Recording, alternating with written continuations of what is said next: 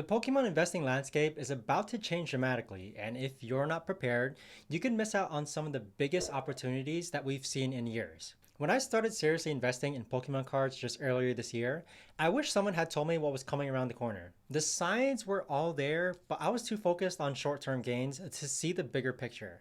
In this video, I'm sharing 7 massive investing predictions for Pokemon investors in 2026, so you can position yourself ahead of the curve and avoid the costly mistakes that most collectors might make. Also, if you want an easy way to keep track of your Pokemon cards and see what your collection's really worth, check out Collector, today's sponsor. It's the app that I've been personally using to organize my cards, track real-time values, and manage my collection all in one place. You can download it for free, links down below in the description. The perfect storm, why 2026 will be historic. Before we jump into specific predictions, we need to understand why 2026 isn't just another year in the Pokemon calendar. It's shaping up to be the perfect storm of events that could reshape the entire collecting market. First, we're looking at Pokemon's 30th anniversary. Now, I know what you're thinking, anniversaries happen every year, what's the big deal? But here's the thing. Milestone anniversaries like the 20th and 25th have historically triggered massive collecting booms. The 20th anniversary gave us Evolutions, which became a nostalgic goldmine. The 25th brought us Celebrations, and we all saw how that turned out. But the 30th, that's going to be another level entirely. We're talking about 3 decades of the world's most beloved franchise, with global marketing campaigns, special collaborations, and commemorative releases that will make previous anniversaries look like warm-up acts. At the same time, we're approaching the end of the Scarlet and Violet era. Historically, these generational transitions turned current sets into legacy products almost overnight. Remember what happened to late Sun and Moon sets when Sword and Shield launched? Or how Crown Zenith became an instant classic as the final Sword and Shield set? This combination of anniversary nostalgia is still speculation, and generational transition creates what I call the collector convergence, when both new and returning collectors flood the market at the same time. And that brings us to my first prediction. Prediction number 1, the Rayquaza Renaissance. Let's start with something that might surprise you. Rayquaza is about to have its moment. Now, I know the Green Dragon hasn't gotten much love lately, but that's exactly why this prediction is so interesting. Rayquaza holds a unique place in Pokemon history as the first Pokemon to Mega Evolve. That's not just trivia, it's a fundamental part of the franchise's evolution. And here's the thing about the Pokemon Company. They love their anniversaries and they love their firsts. With Generation 10 on the horizon and the 30th anniversary approaching, I'm betting that we'll see Rayquaza featured prominently in one of the upcoming sets. Maybe a special anniversary collection, maybe as a centerpiece in one of the future releases, or perhaps as a bridge between generations. When that happens, current Rayquaza cards, especially those beautiful alternate arts or those VMAXs or those special illustrations, are going to see significant appreciation. We're talking about cards that are currently undervalued because everyone's chasing the latest Phantasmal Flames or Pikachu variants. My advice is to start looking at Rayquaza cards from recent sets like Evolving Skies, Silver Tempest, or even some of the older sets like Dragons Exalted. Now don't go crazy, but having a few quality Rayquaza cards in your portfolio could pay off handsomely when the spotlight inevitably returns to the sky-high Pokemon. Prediction number 2. Prismatic evolutions will follow the Evolving Sky playbook. Now, speaking of Evolving Skies, let's talk about what might be the most obvious yet overlooked prediction on this list. Prismatic Evolutions is going to follow the exact same trajectory as Evolving Skies, and those Lucario and Tyranitar EX boxes that just got released are going to be gold mines. Now, here's why this prediction is almost guaranteed. Prismatic Evolutions is essentially Evolving Skies 2.0. Both sets lean heavily on Eevee Evolution fan appeal, featuring cards with Umbreon, Sylveon, Espeon, and other fan favorites. These aren't just popular Pokemon, they have built-in collector bases that fuel long-term demand and nostalgia-driven buying. The pattern is clear. Sets with multiple Eevee evolutions tend to stay evergreen in popularity and in value. Look at how Umbreon VMAX alternate art became a modern grail card. That wasn't an accident, it was the predictable result of combining stunning artwork with a beloved Pokemon and low pull rates. Prismatic evolutions include special illustration rares with artwork that rivals anything that we've seen. Collectors gravitate towards high aesthetic, low pull rate cards, and that combination is exactly what gave Evolving Skies its long-term staying power. But here's where it gets interesting. Those Lucario and Tyranitar EX boxes aren't just products, they're time capsules. By 2026, I'm predicting that these boxes will have tripled in value minimum. Why? Because Prismatic Evolutions is positioned as a premium style release for Scarlet and Violet, similar to how Evolving Skies became the defining set of that generation. The smart investors are already stacking these boxes, not because they want to open them, but because they understand that sealed product from beloved sets becomes exponentially more valuable as time passes and supply dwindles. Prediction number 3, the final Paldean Fate surge. Now let's talk about timing, because in Pokemon investing, timing is everything. Paldean Fates is about to experience its final surge, and if you miss this window, you might be kicking yourself. Here's what most people don't realize. We're approaching the end of Paldean Fate's reprint cycle. The last major wave is happening in 2025 with the Paldean Fate's Great Tusk EX and Iron Treads EX Premium Collection box. Once that finishes printing, it's game over for mass distribution. This is crucial because it typically marks the end of a set's mass distribution phase. After this point, sealed products stop entering circulation through distributors, and supply becomes entirely secondary market driven. We've seen this before with Hidden Fates and Shining Fates. Remember what happened to those Hidden Fates chase cards after the Tins and Elite Trainer boxes stopped being printed? The Shiny Charizard GX and the Umbreon GX started climbing due to scarcity. Paldean Fates is following the same exact playbook. This set features textured full art variants of fan favorite Pokemon, the same formula that made Hidden Fates and Shining Fates iconic shiny sets. Once sealed product dries up, raw and graded chase cards start to appreciate because there's reduced access to fresh packs. My prediction is that by the time late 2026 happens, Paldean Fates chase cards will be trading at 2 to 4x their current values. Yes, I do believe the Bubble Mew is going to continue to go up in value despite even now. The window is closing fast, and if you're planning to invest in Paldean Fates, now might be the time to act or during when they print the Iron Tusk EX boxes. Don't act next year alongside with everyone else when they all figure out what's happening. Prediction number 4, Pokemon 151 becomes the crown jewel. Now here's a prediction that might seem obvious, but is actually more nuanced than most people realize. Pokemon 151 is going to become the crown jewel of modern Pokemon sets, but not for the reasons that you might think. Yes, the set features the original 151 Pokemon, and yes, nostalgia is powerful, but the real catalyst is timing.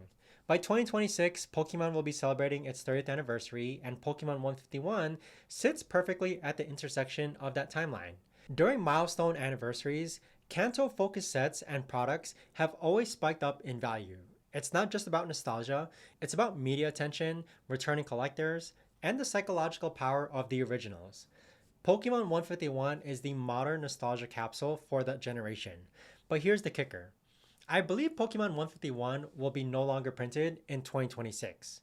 The set has had a good run, but the Pokemon Company doesn't keep sets in print indefinitely, especially special releases like this one. When nostalgia demand spikes during the 30th anniversary, supply of sealed 151 product will be limited. And unlike reprints or side collections, Pokemon 151 is uniquely identifiable. It's a mainline Scarlet and Violet set fully dedicated to the original 151 Pokemon. This creates a perfect storm. Maximum nostalgia appeal, meeting limited supply during the biggest anniversary celebration in Pokemon history. The math is simple, but the implications are massive. I'm not just talking about chase cards here, though those Charizard EX and Zapdos EX cards from 151 are going to be absolute monsters. And I'm talking about sealed product, from booster packs to late trainer boxes, becoming genuine investment pieces. Prediction number 5, the rise of Generation 9 blue chips. Now let's talk about something that's happening right under our noses. The emergence of Generation 9's blue chip Pokemon. These are the cards that will define this generation for decades to come. It's a bit more of a gamble to acquire them now, but you have to start somewhere, right? Now I'm talking about Pokemon like Ceruledge, Miraidon, Koraidon, Tinkaton, Clodsire, and Fuecoco, and more. The Pokemon who stuck out to you when you played the games themselves now. Now I know what you're thinking, some of these aren't even popular yet, and that's exactly the point. It could be an opportunity. Blue chip Pokemon aren't always the most popular when they first appear. They become blue chips through a combination of design appeal, competitive viability, meme potential, and that indefinable it factor that makes certain Pokemon stick in the collective consciousness. Ceruledge has that dark, mysterious appeal that made Pokemon like Umbreon and Gengar fan favorites. Miraidon and Crydon are the legendary mascots with stunning designs. Tinkaton might be an instant meme sensation with its hammer-wielding attitude, and Clodsire has that derpy charm that makes it endearing for collectors. And Fuecoco, well, starter Pokemon always have potential staying power. The pattern is clear though. Every generation produces 3 to 10 Pokemon that could become long-term collector favorites. We're starting to see which Pokemon in Generation 9 are garnering dedicated fan bases, and any cards featuring these Pokemon might be positioned for significant appreciation in the future. This isn't about chasing the latest trend, it's about identifying which Pokemon will still be beloved in 10 to 15 years. The collectors who figured out that Umbreon, Gengar, and Rayquaza were special early on made fortunes. The same opportunity exists today with Generation 9 Pokemon. Prediction number 6, the 30th Anniversary Catalyst. We've touched throughout this video about the 30th anniversary, but let's dive deeper into what I consider the biggest catalyst for Pokemon's market growth in 2026, the 30th anniversary. This isn't just another anniversary, it's 3 decades of the world's most successful media franchise. Every major anniversary cycle has triggered massive collecting booms, but the 30th will be unprecedented in scope and scale. We're talking about worldwide promotions, collaborations with major brands, special releases from the Pokemon Company and Nintendo, and likely commemorative TCG sets or limited edition reprints similar to Evolutions in 2016 and Celebrations in 2021. But here's what makes this different. The collector base is exponentially larger now than it was during previous anniversaries. The pandemic brought millions of new collectors back into the hobby, and many of them are still here, still buying, still investing. That, in addition to the big resurgence of collectors joining this year in 2025, when you combine that expanded collector base with anniversary nostalgia and global marketing campaigns, you get what economists call a demand shock, which is a sudden dramatic increase in demand that existing supply simply cannot meet. This will affect everything: vintage cards, modern cards, sealed products, graded cards, even Pokemon merchandise. But the biggest winners will be products that perfectly capture that anniversary nostalgia. Sets like Pokemon 151, vintage base sets, vintage sets in general, and anything featuring old Pokemon might be a smart move. The smart money is already positioning for this. I've seen investors and high net worth collectors already start accumulating vintage sealed products and key cards from nostalgic sets. They understand that anniversary years create a once in a decade opportunity. Prediction number 7, true vintage holds the fort.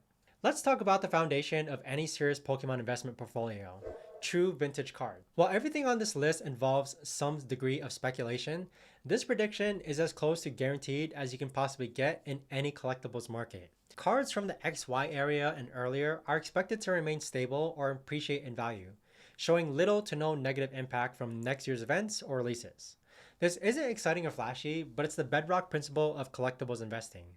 Age and scarcity create value. And here's why vintage cards are recession-proof in the Pokemon market. They represent finite supply meeting consistent demand. No one is printing more base set Charizards or Neo Genesis Lugias. The supply can only decrease as cards are lost, damaged, or permanently graded and stored away. Meanwhile, demand remains consistent or increases because vintage cards represent the foundation of the hobby. New collectors eventually graduate to wanting the originals, and established collectors view vintage cards as portfolio anchors. But there's a subtlety here that many investors miss. Not all vintage cards are created equal. The key is focusing on cards that combine age with enduring popularity. A 1999 base hit Charizard will always outperform a 1999 base hit Raticate, even though they're the same age. The sweet spot for vintage investing is cards from beloved sets featuring popular Pokemon in good condition. Think base set, Jungle, Fossil, New Genesis, XY era, older, and any other early sets. These cards have proven their staying power over decades, not years. And as the market becomes increasingly volatile with new releases and modern speculation, vintage cards provide stability and consistent appreciation. They're the blue chip stocks of the Pokemon world.